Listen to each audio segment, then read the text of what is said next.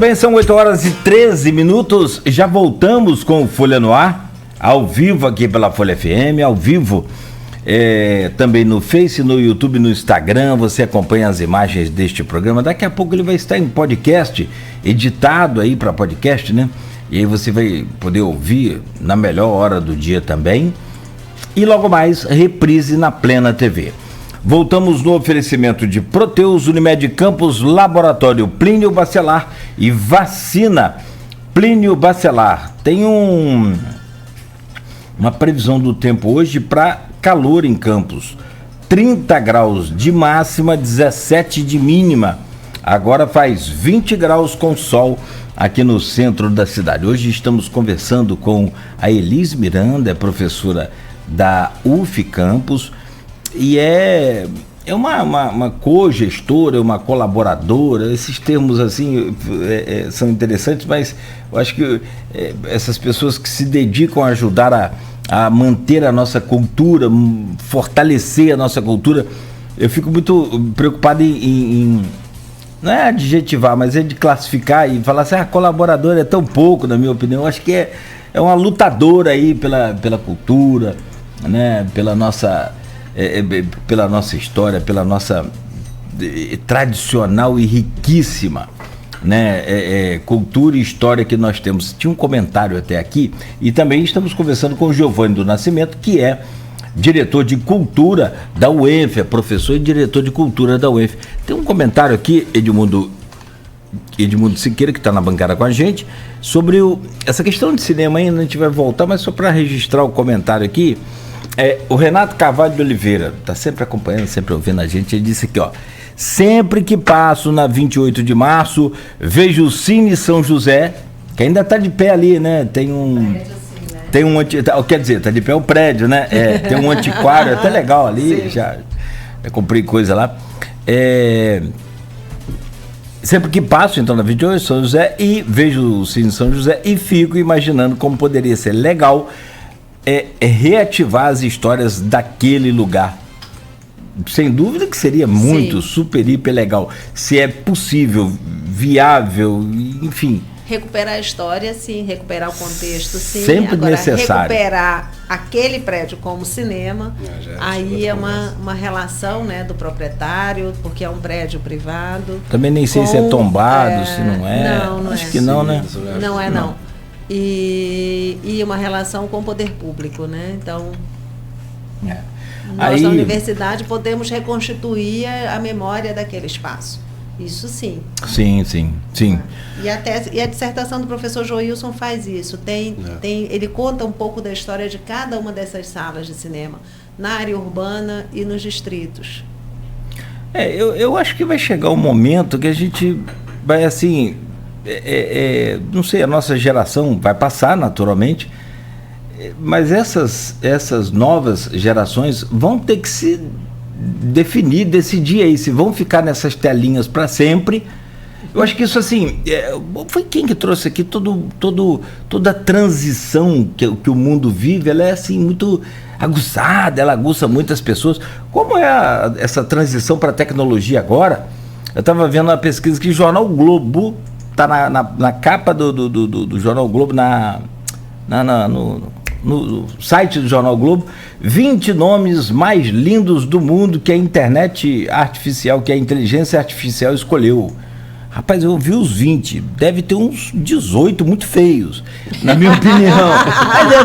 Mas eu tô falando assim, eu não sei, cara, como é que eu vou dizer? Essa coisa da tecnologia, não adianta brigar com isso, não é brigar. Não, se apropriar. É se apropriar, e como nós estamos fazendo. Mas assim, vai chegar, eu tenho uma ideia assim, vai chegar um momento que as pessoas vão falar, cara, acho que tem vida após atrás dessa telinha aqui, deixa eu deixar e viver minha vida. Edmundo, é só uma opinião, por isso que a gente fala assim, as coisas vão se perdendo nesse momento de transição, que a gente o mundo está passando por uma revolução muito grande, né? E rápida, diferentemente das outras. Momentos de transição, né, são sempre difíceis, né? A gente está, anos 20 de séculos, acho que são marcados aí, não sei se é uma história cíclica, né? Mas, enfim, acho que o mundo esqueceu o que aconteceu uns 80 anos atrás. A gente falou isso aqui, né, Nogueira? esses movimentos aí que a gente está vendo, acho que o mundo esqueceu o que aconteceu, não acabou bem, não. 80 anos atrás a gente passou um processo difícil. Acho que as pessoas esqueceram o que aconteceu. Ou não leram. Né? Porque, enfim.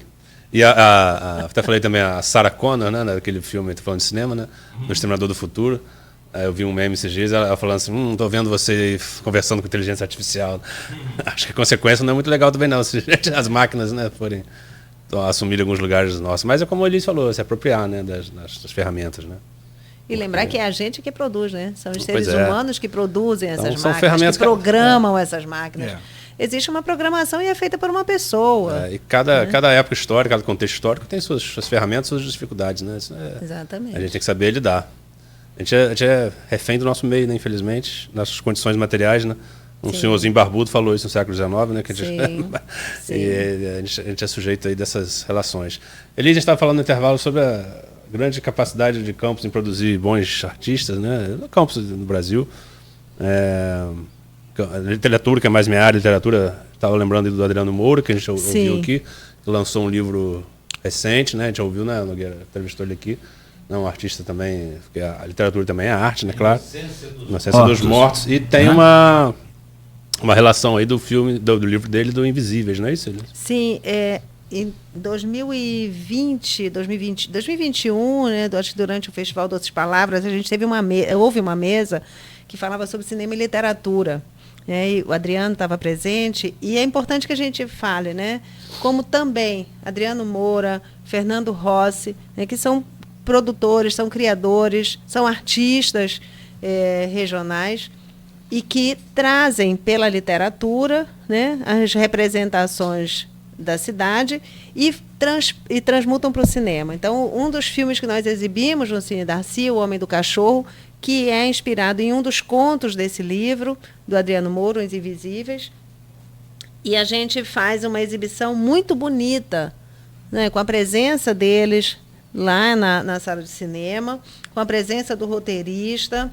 E foi, assim, mostrar isso, né, mostrar a capacidade que os intelectuais, que os artistas dessa região têm de produzir e que estão produzindo praticamente com recursos próprios. Isso não pode acontecer. A gente precisa ter uma responsabilização do poder público, uma participação da Câmara Municipal, né, para definir políticas municipais de cultura, definir editais, sabe? Não é possível que isso não aconteça. E os recursos que estão vindo, estão vindo via Lei Paulo Gustavo, Lei Aldir Blanc, que são recursos federais. Então, onde estão os recursos municipais de cultura? Onde estão? Porque artistas nós temos, intelectuais nós temos, capacidade de trabalho nós temos, técnicos nós temos, mas precisa esse investimento do poder público. A gente está falando sobre isso aqui, né? Eu também já escrevi sobre isso algumas vezes. Campos não tem uma política pública cultural, né? Não tem. Estabelecida. Não tem. Isso não é recente que isso não existe, né? E talvez se existisse, a gente teria outra relação com o patrimônio, a gente teria outra relação com nossa cultura imaterial, né? Sim. Teria outra relação com essas manifestações da cidade, né? Porque a política pública é isso, do município, não só da cidade, do município. Que é enorme, tem muitos distritos imenso, também. Isso, exatamente. Baixada Campista produz, né, tantas coisas maravilhosas ali, nossa origem, né? Enfim, a política pública é isso, você olha para isso, sistematiza. Para a área urbana, para a área rural, para as periferias, sabe? Para olhar para Guarulhos. Campos não, assim, o poder público só reconhece, e a gente vê isso, né? A fala do prefeito, ele fala, a cidade de Campos, na cidade de Campos. Campos não é só cidade.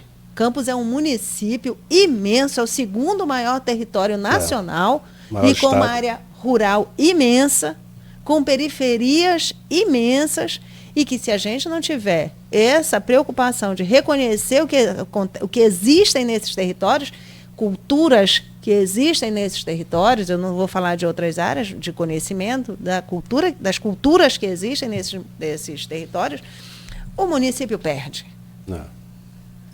Trazer para sistematizar esses conhecimentos, né?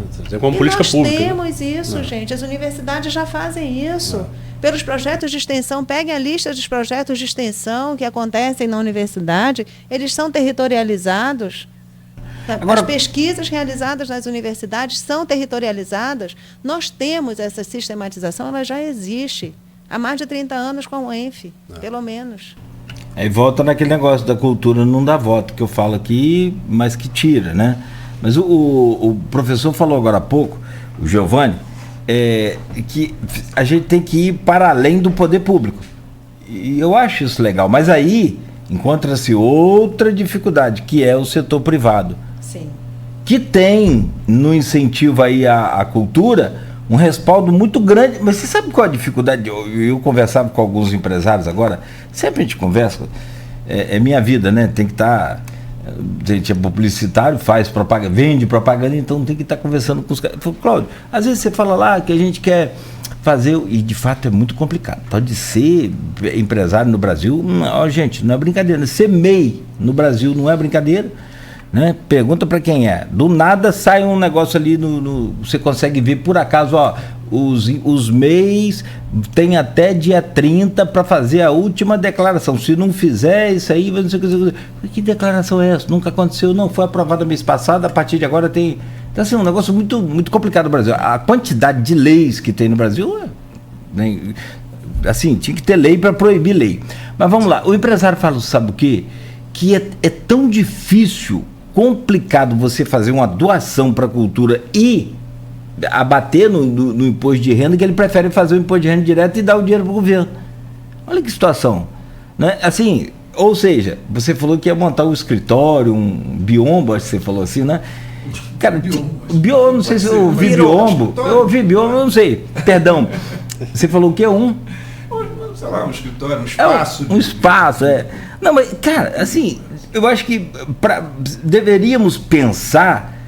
E aí é com vocês também, é com a gente, é com a sociedade como um todo. E eu tenho certeza que alguns contabilistas aí vão poder orientar a gente, ajudar. Eu tenho alguns que são bons nisso e poderiam fazer aí também por ajuda mesmo, de montar uma espécie de uma cartilha, de um documento, sei lá, um formuláriozinho para a pessoa, o empresário passar a fazer a doação pelo imposto, facilitar o conhecimento para o empresariado. Vocês nunca pensaram nisso, não? Sim. Isso é uma possibilidade também.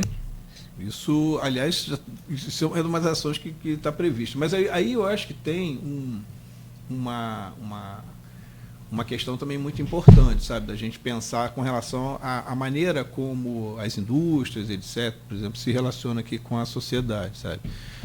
E isso é uma coisa também que a gente precisa quebrar. Eu acho assim, eu vejo, por exemplo, você vê Complexo do Açu, etc. Em alguns momentos você vê um Porto do Açu, essas coisas. Me parece, assim, em alguns momentos, uma lógica de condomínio, entendeu? Uma lógica de condomínio no sentido assim, as coisas são produzidas ali internamente, muitas riquezas passam por Campos de Goytacazes, né? Muita coisa é produzido por aqui, e a gente, assim, simplesmente não tem sequer uma oportunidade de conversar e dizer, vem cá, vamos ter um pouquinho mais de sensibilidade para essa aqui, um pouquinho mais de responsabilidade social, esse é o termo? Então pronto, um pouquinho mais de responsabilidade com a nossa gente, com a nossa cultura e etc, etc. Né? Isso aí a partir de incentivos de ICMS cultural, uma série de outras, né, situações, a gente está vendo aqui, poxa, mas tem muita coisa que pode, patrocínio direto, etc, muita coisa pode ser feito. Isso é previsto. Agora, sim, o problema é orientar também, entender como é que se dá essa negociação, porque em alguns momentos me parece uma negociação que é meio de cima para baixo, entendeu? Assim, coloque a minha etiqueta e ponto, e só vou patrocinar o meu evento. Sob essas condições. Eu acho que o grande problema nosso ainda, em termos de políticas culturais, é o seguinte, nós temos são essas ações que são muito estanques. Então, por exemplo, tem a Paulo Gustavo, Aldir Blanc, etc. Então são conta-gotas. Claro, a gente está no processo de reestruturação disso tudo. Mas o ideal seria assim, uma linha constante de financiamento de política. Entendeu? constante. Então, esse eu acho que é o grande passo. A gente, por exemplo, pensar em planos decenais de cultura. Então, como você tem um plano decenais de educação, tem que pensar também em plano decenal de cultura, sabe? E definitivamente entender que política cultural não é política de evento. E a gente ainda continua numa confusão muito grande. Então, observe o que tem lá em termos de eventos que acontecem. Isso é confundido como cultura. Isso não é cultura. Né? E nada contra o processo, vou, shows, participo, acho um barato, e etc, etc. Mas a gente precisa ter um entendimento do que é efetivamente política cultural. E aí eu acho que tem essa questão, sabe? A maneira como a gente faz essa conversa, como é essa abertura com os empresários, exatamente para eles entenderem que isso é formação cultural, é também formação, se quiser, no limite, de consumidores, de pessoas que têm condição de consumir e retroalimentar o processo, sabe, da economia criativa e essas coisas todas. Então, eu acho que é um pouco isso, sabe? Por exemplo, você vai conversar, às vezes, com o empresário, etc., para dizer, o patrocínio da cultura, tudo bem, mas vamos patrocinar um evento, né, no sábado, aí você pega uma população, faz um evento, pula-pula, etc., etc., põe a marca e vai embora. Não é isso. Não é isso que a gente está falando. Então, é para ter uma perenidade. É muito mais profundo do que isso. É muito mais profundo. E essa sensibilidade, para entender que esses fazedores de cultura, eles são pessoas assim muito significativas para a comunidade, sabe? Então, eu acho que é um pouco isso que a gente tem que ver também. A gente está falando aqui sobre política cultural, né? Essa relação da universidade com cultura e tal. Acho que a gente precisa falar sobre essa relação da UENF, né? Da UF também, enfim, das universidades, né? Mas também sobre as questões pontuais. A gente recebeu há um tempo, acho 3 anos, né, recursos vindos da Alerj para restaurar um importante patrimônio que a gente tem, que é o solar do colégio. 20 milhões, né, 10 milhões seriam para... 30 milhões, né? 10 milhões seriam para Fazenda Campos Novos, em Cabo Frio, 20 milhões aqui para o nosso solar do colégio. Enfim, por muitos motivos o dinheiro demorou, começou a acontecer. Eu converso sempre com a Rafaela lá, tenho proximidade com ela me passa que tá andando, e Campos Novos andou com mais velocidade. E eu queria que vocês comentassem um pouco sobre esses recursos, como é que vocês viram, como é que vocês vivenciaram isso, inclusive nos campi, né, que vocês atuam. Eu acho que eu posso falar sobre isso, porque na verdade só do começo, né? Eu já desenvolvo ainda pesquisas na região dos lagos, né? Mais especificamente em Cabo Frio, Armação dos Búzios, Arraial do Cabo. Isso via também um projeto que a UENF tem, um projeto grande da Petrobras, que é o projeto PEA Pescarte. Então já desenvolvia ali, junto às comunidades pesqueiras e também quilombolas, etc., né? Então, assim, seja ali Baía Formosa, na Rasa e etc., por ali. Então, o que acontece? Chega um momento, para contar toda a história, chegou um momento em que, quando teve esse episódio da verba da Alerj, né, essa emenda parlamentar do deputado André Siciliano, teve um pequeno ruído ali na região, no que se refere aos quilombolas, numa reivindicação antiga de um centro de matriz africana, né, e povos tradicionais. Hoje tem essa denominação, mas e era uma reivindicação muito interessante, muito justa. O Instituto de Pesquisadores Negros também do Rio de Janeiro estava envolvido nessa discussão, etc., com um documento que eles prepararam pela OAB sobre a verdade sobre a escravidão, sobre todo o processo de escravidão naquele momento, naquela região. E aí o NEABI, que é o Núcleo de Estudos Afro-Brasileiros Indígenas da UINF, ele foi acionado pelo professor Raul, no sentido de, olha, tem uma questão aqui, essa questão deve ser conduzida pelo NEABI. A professora Maria Clarete Reis, que era presidente do NEABI à época, ela me convidou, disse, Giovanni, a gente, né, eu sempre fui muito próximo ao NEABI, muito parceiro, a gente sempre foi muitas atividades juntos. Então, disse, Giovanni, olha, tem como você se aproximar um pouco e conduzir um pouco esse processo para a gente, para entender. E aí eu fui entender um pouco essa questão, né? Porque inicialmente o projeto seria o restauro da Fazenda Campos Novos, né? E a criação, né? A construção do Museu de Darwin, porque ali passa também, faz parte dos caminhos de Darwin, e aí sim a reivindicação dos quilombolas, de população tradicionais no sentido da construção desse centro de matriz africana e povos tradicionais. Então entrei nessa discussão. E nessa discussão, a primeira coisa que nós fizemos na época com o professor Raul, foi exatamente entrar em contato, obviamente, com o poder público. Nós tivemos muito apoio, é verdade, na época do prefeito José Bonifácio, né, que infelizmente faleceu, e ele deu muito apoio, ele tinha muito interesse, ele chegou a ponto de morar na fazenda Campos Novos, ele dava um apoio muito grande a essa questão do patrimônio, da fazenda e tal. E a fazenda tem uma história muito interessante porque ela atinge, assim, são muitos temas que envolvem a fazenda. Eu tive a oportunidade, inclusive incentivado pelo professor Elis, de apresentar um pouco essa experiência de uma gestão compartilhada na casa de Rui Barbosa, há 2 semanas. Há 2 semanas aproximadamente. Fui apresentar na casa do Rui Barbosa, foi muito interessante, foi uma discussão muito rica, um pouco dessa experiência de uma gestão compartilhada, que eu acho que esse é o ponto principal para a gente exatamente abordar aqui. Então, o que aconteceu na experiência lá em Campos Novos foi isso. Fizemos, né, uma série de reuniões com os quilombolas, né, o NEABI esteve sempre muito presente, a professora Maria Clarete, a professora Lília Ságio, a Samara também esteve próximo, também, que faz parte do NEABI, e conduzimos isso junto com o Instituto de Pesquisadores Negros, e enfim. E parte também dos quilombolas, representantes quilombolas, etc. Então, o que acontece?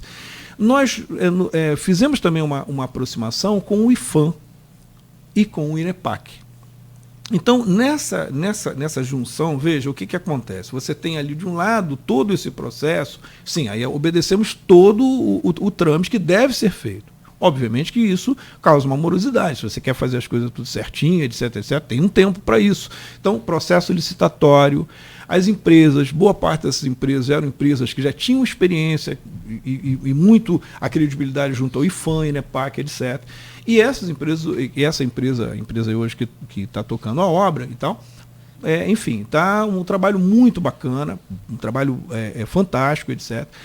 E a dificuldade com a articulação entre IFAM e INEPAC nem foi tão grande, assim, ao contrário, é uma equipe muito bacana, todas as quintas-feiras, hoje inclusive, na próxima quinta-feira vai ter uma reunião presencial, eles acompanham presencialmente a obra, né? Boa parte o telhado já está restaurado, né? E a fazenda estava numa situação muito lamentável, a ponto de cair mesmo.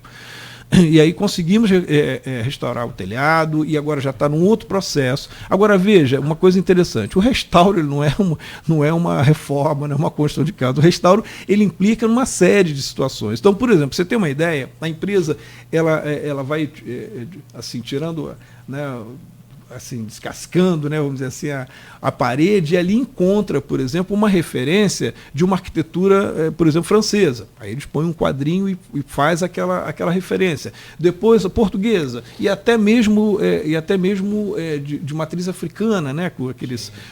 Então, assim, você tem várias influências no processo da construção. Isso precisa ser dito. Quer dizer, essa construção, esse restauro, na verdade, é um processo muito demorado.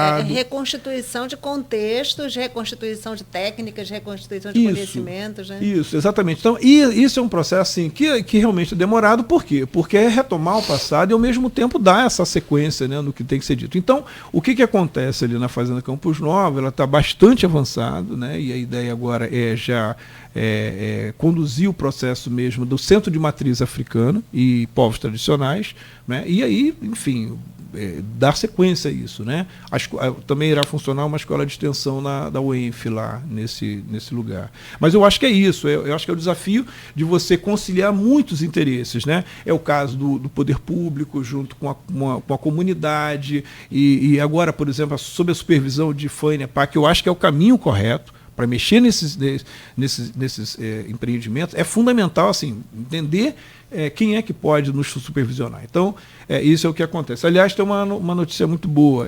Hoje, em primeira mão, a assessora da deputada Élica Takimoto, ela mandou, semana passada, uma notícia muito interessante para a Vila Maria, que começa hoje começa a discussão na Câmara para um PL relacionado ao patrimônio cultural. Tem até um comentário aqui, se você me permite te interromper aí, sim, claro. do Luiz Cláudio Santos Silva. Não sei se vocês conhecem, ele está aqui no Instagram, você viu aí? Não.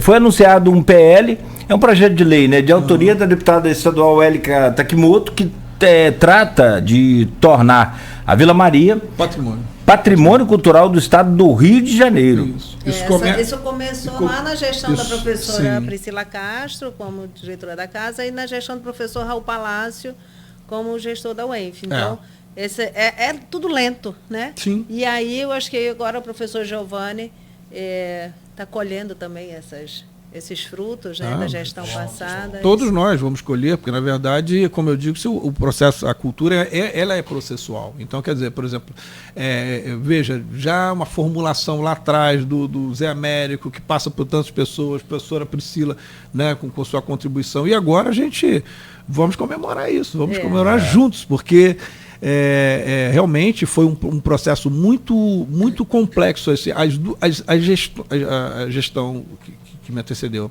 tanto a gestão da professora Simone, né, com a crise muito profunda do estado do Rio de Janeiro, ela foi uma guerreira para tocar aquele processo. Antes os guerreiros reabrir a casa. Que é importante que se diga que a casa ficou 8 anos sem a indicação de um professor da universidade como diretor da casa. Foram 2 gestões da UENF que antecederam o professor. Aí, na gestão do professor Luiz Passoni, é que ele reabre a casa, indicando a professora Simone Teixeira como diretora. Então, ela pega uma casa que estava 8 anos fechada, com vícios, né, com problemas. Muito. E ela reabre essa casa num contexto que é importante que se diga também. Em 2015, nós realizamos aqui em Campos o Fórum Interuniversitário de Cultura e realizamos um evento, o FestFIC, que foi um evento marcante no final de 2015, né, para 2016, para reabertura, para essa mudança da gestão da UENF e reabertura da Casa de Cultura Vila Maria. Então, a gente já inicia lá atrás essa relação interuniversitária. Realizando o FestFIC, foi um evento interuniversitário. Realizamos uma mesa de debates no Congresso de Iniciação Científica, o CONFICT, o COMPG, que na gestão do Passoni e na gestão do Raul nós tivemos espaços no CONFICT para falar de cultura. É uma pena que esse ano a gente não teve esse espaço. Então, a gente precisa retomar esses espaços institucionais também internos das universidades para falar sobre política cultural universitária e política cultural interuniversitária. E aí, como eu estou dizendo, e tudo isso é resultado, né, de um processo de muitas lutas, né, da gestão da professora Simone e da professora Priscila, etc. Então, agora a gente chega hoje começa a discussão dessa PL, no sentido de patrimônio cultural. Aliás, um beijo para a Simone. A gente ouviu ela aqui também, né? Sim. Ela é uma amiga querida também, né? Perturba ela bastante para me ensinar isso. Quando tem dúvida, vamos lá, Simone. Simone, me explica aí. Ela é uma referência. Fantástica. E é bom que a gente também fale, né, da importância que tem esse diálogo com os deputados e deputadas e com os vereadores. A gente não pode falar vereadora em Campos, né? Não temos. Infelizmente. Né? Então, fica a dica. Né? Fica a dica. Estamos precisando conversar com as vereadoras. Precisamos conversar com vereadoras também. Você sabe que são 31 vereadores homens, né? Não são 25.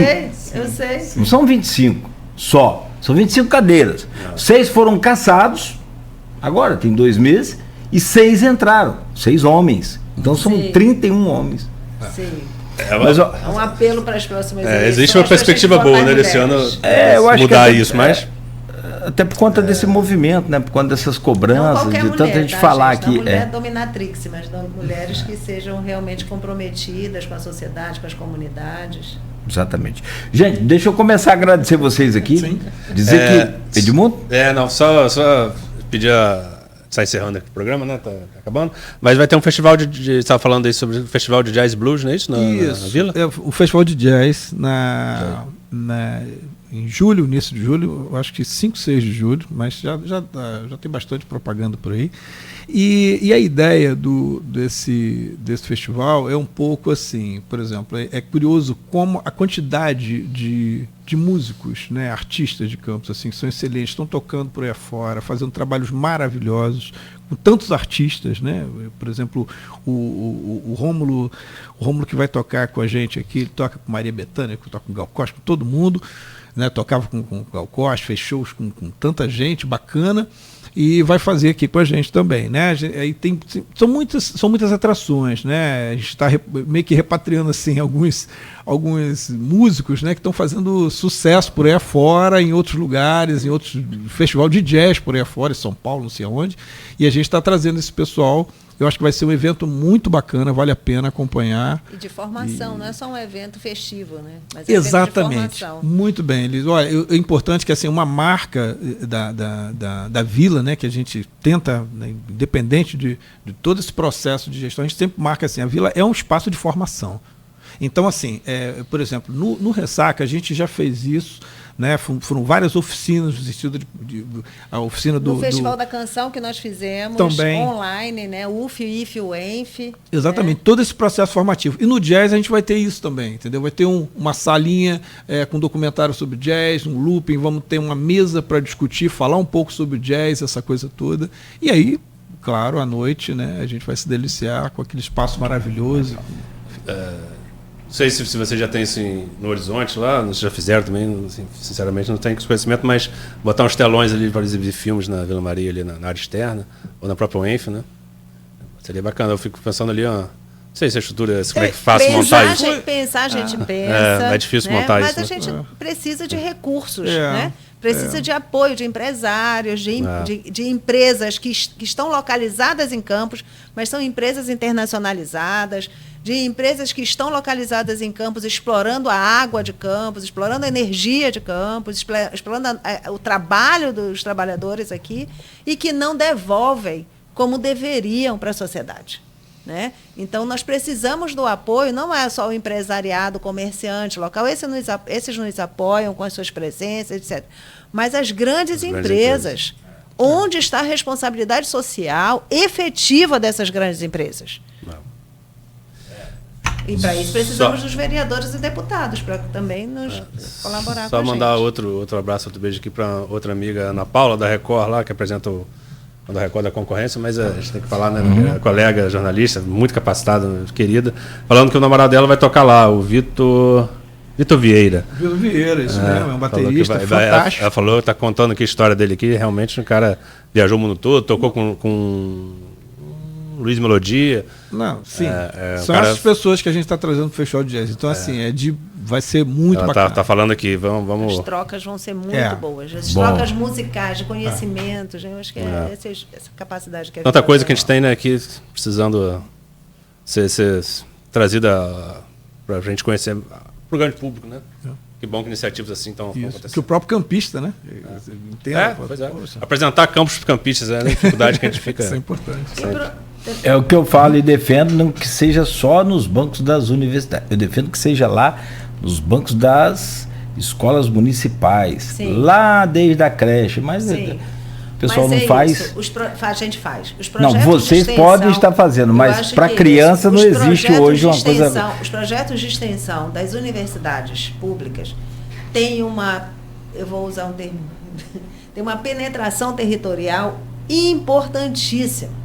Nós temos projetos que estão sendo realizados em comunidades, em escolas, olha, o edital Jovem Talento da FAPERJ é um edital que chega nas escolas públicas de uma forma que a gente não tem ideia. Acho que tem que trazer aqui os coordenadores da FAPERJ, o coordenador professor Vitor, que é coordenador do programa Jovem Talento da UENF, para falar como essas bolsas, os estudantes de escolas públicas recebem uma bolsa, se eu não estou enganada, o valor R$230, R$300, mais ou menos isso, para atuar em projetos coordenados por professores da UENF.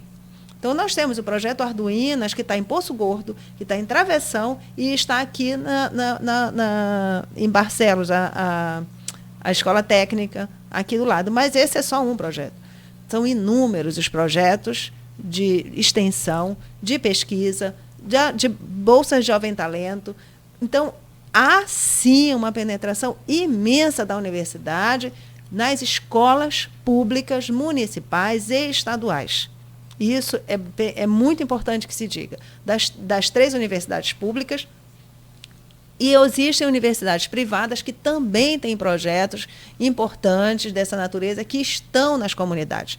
Então, assim, há uma presença, sim, das universidades e nas interações com diversas instituições, tanto instituições de ensino, de saúde pública, das comunidades, dos programas, dos movimentos sociais, de cultura. Nós estamos, as universidades, e você pode ler isso, sabe por onde? Pelos trabalhos de conclusão de curso também dessas universidades, o que é feito, onde estão, os dados que são produzidos. Nós já fazemos isso. Nós fazemos isso. Não, talvez você não tenha entendido o que eu falei. Eu falei sobre história e cultura, e não pela universidade, mas pelo poder público municipal, principalmente nos bancos lá das crianças. Lá. Isso é outra história, é outra coisa. Investimento. Isso é necessário, é na grade curricular, não tem nada a ver com a universidade. De espaços. Isso é bom também que se diga. As escolas, tanto estaduais como municipais, escolas públicas, elas precisam de espaços, e nas universidades também, precisam de espaços para serem realizadas as ações artísticas e culturais. Né? Porque isso a gente tem criado. A Casa de Cultura Vila Maria é um espaço de ações artísticas e culturais. O Cine Darcy é um espaço de ações artísticas e culturais. A Cândido Mendes tem todos os anos um evento também de cultura realizado pela querida Carol Poesia. A Cândido já há anos tem esse projeto de política cultural também dentro da universidade, de leituras de livros, de discussão de livros. Então, existe, e a gente precisa desses espaços, sabe? Uma cinemateca dentro da universidade. E tem uma coisa que para a gente é muito importante. Né? Ontem eu estava, vocês me desculpem, eu vou falar. A gente precisa, assim como tem um Programa Nacional de Livros Didáticos, a gente precisa que tenha um Programa Nacional de Filmes Didáticos. Que as escolas recebam um pacote de filmes nacionais para, em cada escola, ter a sua biblioteca e ter um espaço na cinemateca da universidade, uma pequena, com um projetor, com uma sala especial para a gente assistir filme brasileiro.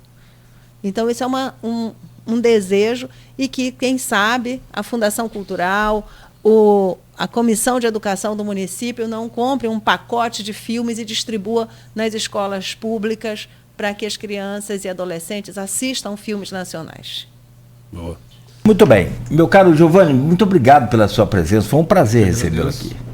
É ótimo. Foi um prazer conversar com vocês. E a Casa de Vila Maria está lá, aberta, tá, para a sociedade. Né? Temos recebido já bastante pessoas, assim, no sentido de agora ver a situação como a casa está, que está muito bem estruturada, está bem organizada, e agora o desafio é realmente disponibilizar e dar visibilidade ao que está ali já elaborado, né, e digitalizado, tanta coisa que foi feita no trabalho na gestão da professora Maria Priscila, e que agora a minha missão é um pouco assim, tocar esse barco, né, E sim, eu acho que uma das coisas importantes para nós agora é abrir esse espaço também de conversa tanto com o poder público quanto a comunidade de uma maneira geral.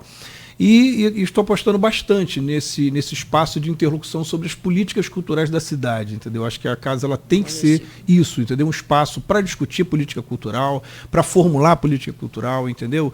Ajudar nesse processo, ajudar também os fazedores de cultura, como eu disse, entendeu? Então, é um pouco essa nosso objetivo, né? Com a Casa de Cultura e, enfim, com a Diretoria de Cultura de uma maneira geral. Muito obrigado pelo convite. Eu queria fazer um merchan, dizer que quem for hoje na sessão de 13 horas, Cine Darcy, Nós temos uma lojinha dos produtos do Cine Darcy, dos produtos dos projetos de extensão, fotografia, que nós temos.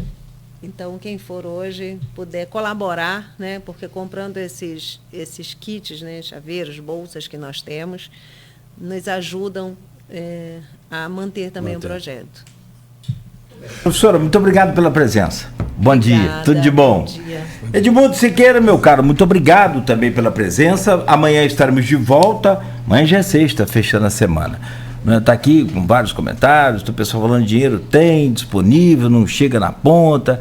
Essa coisa de lentidão, né, do nosso sistema, né, é lento. O processo todo burocrático do Brasil é muito lento. Eu só me preocupo com o processo lento burocrático do Brasil misturado à incompetência e à irresponsabilidade quando passa por alguns setores, algumas pessoas. Aí me preocupa e me aborrece mais ainda. Mas a gente tem que enfrentar tudo isso, então vamos adiante. Bom dia, Edmundo, obrigado. Bom dia, Nogueira. Bom dia, Beto. Bom dia quem nos acompanhou aí. Bom dia, uma boa quinta-feira. Obrigado aos nossos entrevistados, a Elisa, a Giovanni.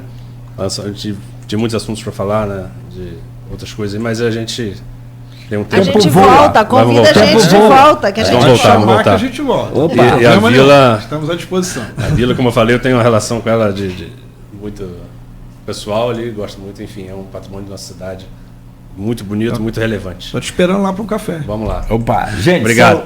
Valeu, Edmundo, obrigado mais uma vez a vocês. A você que nos acompanhou aqui, muito obrigado pelo carinho, muito obrigado pela sua audiência. A gente volta amanhã às 7 com mais um Folha no Ar, oferecido por Proteus, Unimed Campos, Laboratório Plínio Bacelar e Vacina Plínio Bacelar. Continue ligado, continue na Folha. Credibilidade. Mais de 2.000 empresas